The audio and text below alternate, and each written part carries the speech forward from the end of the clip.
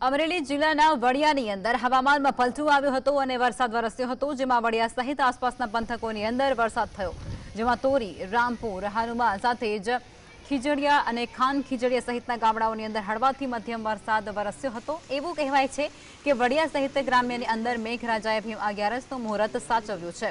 તો આ બાજુ ધારી પંથકની અંદર ધોધમાર વરસાદ વરસ્યો, જેમાં દલખાણિયા, ગીગાસણ, બોરડી સહિતના ગામોની અંદર પવન ફૂંકાવા સાથે વરસાદ ખાબક્યો હતો। વરસાદી પાણીથી ખેતરો તરબોળ થઈ ગયા।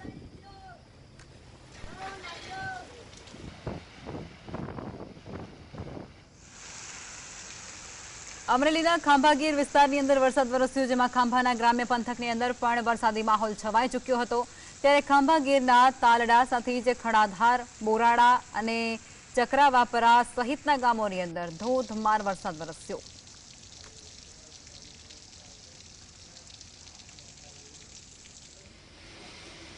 સૌરાષ્ટ્રમાં કેટલાક પંથકોની અંદર વરસાદી માહોલ છવાયો છે। ગોંડલની અંદર સમય સાંજે પવન ફૂંકાયો અને ગાજવીજ સાથે ધોધમાર વરસાદ વરસ્યો।